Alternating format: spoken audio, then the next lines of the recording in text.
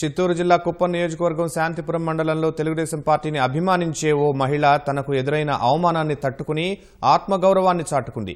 ఎన్నికల ప్రచారంలో పాల్గొని సోమవారం రాత్రి 11 గంటలకు ఇంటికి చేరుకున్న తెదేపా అభిమాని వసంతమ్మపై ఆమె నివాసం ఉండే ఇంటి యజమాని ఆగ్రహం వ్యక్తం చేశారు. తెదేపా కండువా టోపీలను దూరంగా పడేసి ఇంట్లోకి రావాలని ఆదేశించారు. తెలుగుదేశం పార్టీపై అభిమానాన్ని చాటుతూ ఒంటరి మహిళ వసంతమ్మ సాహసమే చేసింది. అర్ధరాత్రి ఇంటిని ఖాళీ చేసి బయటకొచ్చేసింది. తెదేపాకు చెందిన ఓ నాయకుడి ఇంట్లో వసంతమ్మ తాత్కాలిక నివాసం ఏర్పాటు చేసుకుంది.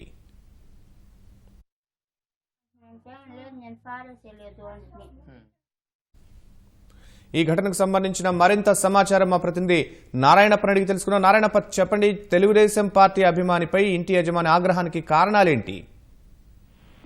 శర్మ, ఒక ఆశ్చర్యకరమైన సంఘటన ఇది. ఆత్మాభిమానాన్ని ఎటువంటి పరిస్థితుల్లోనూ వదులుకోము అని చెప్పి మహిళలు సైతం ముందుకు వస్తున్న సంఘటనకు ఇది ఉదాహరణగా చెప్పచ్చు. ముఖ్యమంత్రి చంద్రబాబు నాయుడు ప్రాతినిధ్యం వహిస్తున్న కుప్పం నియోజకవర్గంలో ఈ సంఘటన చోటు చేసుకుంది. కుప్పం నియోజకవర్గ పరిధిలోని శాంతిపురం మండలం గ్రామంలో తెలుగుదేశం పార్టీ అభిమానిగా ఉంటున్న వసంతమ్మ ఎన్నికల నోటిఫికేషన్ వెలువడిన సమయం నుంచి ముఖ్యమంత్రి చంద్రబాబు నాయుడు తిరిగి కుప్పం నుంచి బరిలో నిలిచాక తెలుగుదేశం పార్టీ నాయకులతో కలిసి విస్తృతంగా ప్రచారంలో పాల్గొంటున్నారు. ఈ అంశాన్ని గుర్తించిన వసంతమ్మ నివాసం ఉంటున్న ఇంటి యజమాని ఆయన వైకాపా సానుభూతి పరుడు.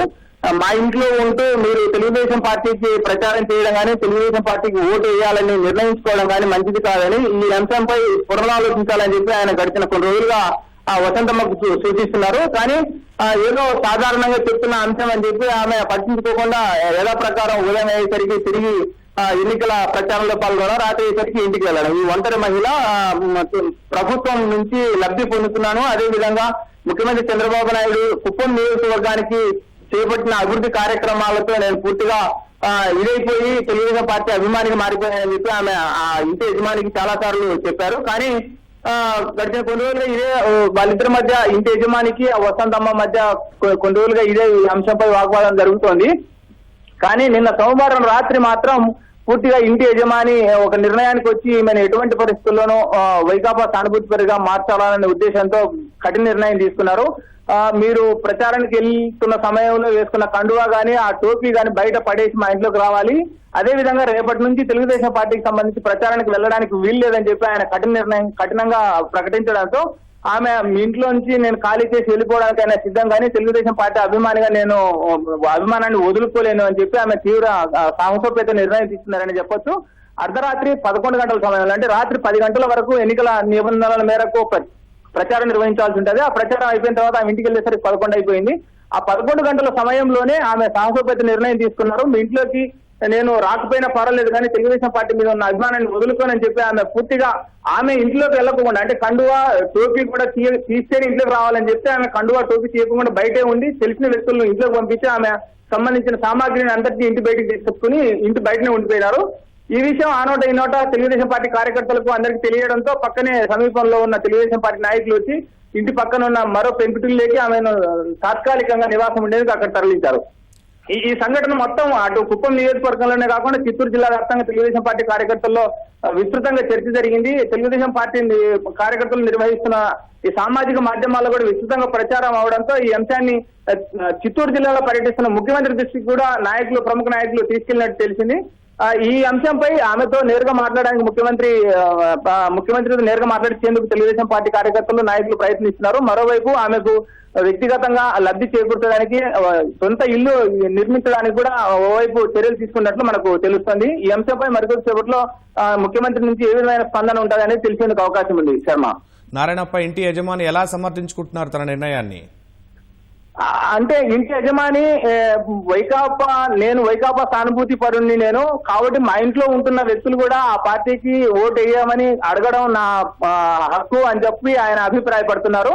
దీంతో మీకు హక్కు ఉన్నట్లే మాకు హక్కు ఉంటుంది, మీ ఇంటి నుంచి మేము వెళ్ళిపోవడానికి సిద్ధపడినప్పుడు మీరు మమ్మల్ని మార్చమని అడగడానికి అవకాశం లేదు కదా అని చెప్పి నిర్ణయం తీసుకున్నా అని చెప్పి ఆమె కరాఖండిగా చెప్పేశారు. దీంతో అంటే ఇంట్లోకి తెలుగుదేశం పార్టీకి సంబంధించి సానుభూతి పరులాలుగా మా ఇంట్లో ఉండకూడదు అని నిబంధన పెడితే ఆమె మనసు మార్చుకుంటుందేమో అని భావించిన ఇంటి యజమాని ఆమె తీసుకున్న నిర్ణయంతో హతాశుడయ్యాడని చెప్పొచ్చు. షాక్ గురయ్యాడు. వెళ్ళిపోయేసరికి ఏం చేయాలో దిక్కుదోచని పరిస్థితి ఆ ఇంటి యజమాని ఎదుర్కొన్నాడు. కాకపోతే ఈ సంఘటన అంతా పూర్తి స్థాయిలో తెలుగుదేశం కార్యకర్తల్లోనూ చర్చనీయాంశం కావడం, సోయానా తెదేపా జాతీయ అధ్యక్షుడు ముఖ్యమంత్రి చంద్రబాబు నాయుడు దృష్టికి కూడా వెళ్లడంతో కాస్త ఇంటి యజమాని ఇబ్బంది ఎదుర్కొన్న పరిస్థితి అయింది. శర్మ, ధన్యవాదాలు నారాయణప్ప.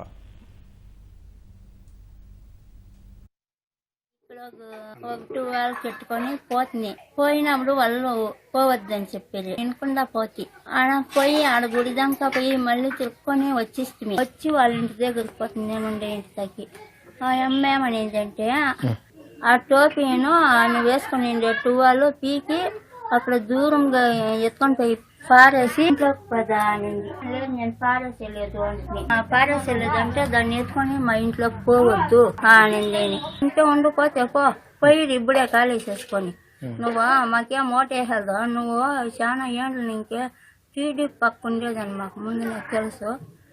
నువ్వు ఉంటే ఏమి లేకుంటే ఏమి పోయి నువ్వు అని 3000 పెన్షన్ వస్తుంది, జగన్ కోటే అంటారు.